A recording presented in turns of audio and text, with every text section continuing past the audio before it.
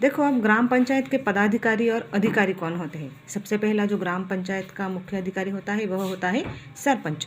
सरपंच को ग्राम पंचायत का मुख्य सदस्य अधिकारी कहा जाता है। अब ग्राम पंचायत के चुनाव 5 वर्षों के बाद होते हैं।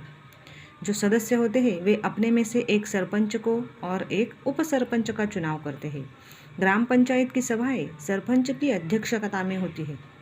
गांव की विकास योजनाओं को प्रत्यक्ष रूप में पूर्ण करवाने का दायित्व सरपंच का होता है। यदि सरपंच उचित पद्धति से प्रशासन नहीं चलाता है तो सदस्य उसके विरोध में अविश्वास का प्रस्ताव रख सकते हैं। सरपंच की अनुपस्थिति में उप सरपंच ग्राम पंचायत के कामकाज को संभालता है। अब देखो, जो सरपंच होता है उसका चुनाव जो ग्राम पंचायत के सदस्य होते हैं वो अपने में से एक का सरपंच और दूसरे का उप सरपंच के पद पर उन्हें नियुक्त करते हैं।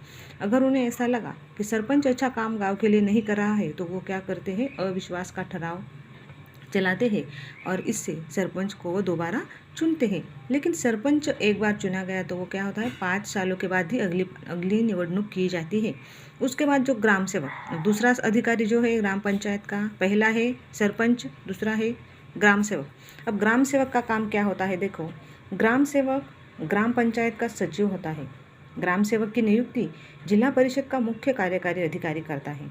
ग्राम पंचायत के दैनिक कार्यों का ध्यान रखना, ग्राम पंचायत की विकास योजनाओं की जानकारी ग्रामीणों को देना आदि काम ग्राम सेवक करता है। अब देखो, जो सरपंच के ऊपर का जो पद होता है वह होता है ग्राम सेवक का, और ग्राम सेवक की नियुक्ति की जाती है। जिला परिषद के जो मुख्य कार्यकारी अधिकारी होते हैं वो ग्राम सेवक की नियुक्ति करते हैं और उसका काम होता है कि जो ग्राम पंचायत पे जो काम चालू है उस पर ध्यान रखना और ग्राम पंचायत ने जो विकास की योजनाएं बनाई है उसकी जानकारी लोगों को देना, ये कार्य ग्राम सेवक को करना पड़ता है।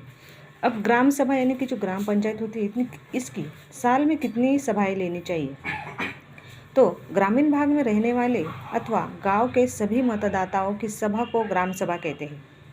स्थानीय स्तर पर ग्राम सभा लोगों का सबसे महत्वपूर्ण संगठन है। प्रत्येक आर्थिक वर्ष में ग्राम सभा की 6 बैठकें होना अनिवार्य है। ग्राम सभा के आयोजन का दायित्व सरपंच पर होता है। प्रत्येक आर्थिक वर्ष की प्रथम बैठक में ग्राम पंचायत द्वारा प्रस्तुत वार्षिक वृत्तांत आय व्यय के हिसाब पर ग्राम सभा चर्चा करती है। अब देखो, जो ग्राम सभा की बैठक होती है वो साल में कितनी होनी चाहिए, आवश्यक है 6, यानी कि 2 महीने में एक बैठक ग्राम सभा होनी ही चाहिए और इसकी जिम्मेदारी होती है सरपंच पर। तो इस बैठक में सरपंच को जो वार्षिक वृत्तांत है वह सादर करना पड़ता है। आय व्यय यानी कि कितने पैसे हमारे ग्राम पंचायत से हमें मिले, कितने हमने खर्च किए, इस पर चर्चा इस बैठक में सभा में की जाती है। ग्राम पंचायत की विकास योजनाओं को ग्राम सभा मान्यता देती है। शासन की योजनाओं का लाभ लेने के लिए कौन से लोग पात्र हैं यह निश्चित करने का अधिकार ग्राम सभा को होता है। अब देखो, जो योजनाएं सरकार की तरफ से आती है तो इस योजनाओं में किस प्रकार के व्यक्तियों को लाभ मिलना चाहिए, इसका अधिकार ग्राम पंचायत ग्राम सभा को होता है। अब ग्राम सभाओं में इस प्रकार महिलाओं का क्या योगदान होता है। ग्राम सभा प्रारंभ होने से पूर्व महिलाओं की बैठक का आयोजन किया जाता है। वहाँ महिलाएं अधिक खुलकर और सहज होकर विविध प्रश्नों पर विचार विमर्श करती हैं। पेयजल, शराबबंदी, रोजगार, ईंधन, स्वास्थ्य आदि समस्याओं के बारे में प्रभावी ढंग से बोल सकती है।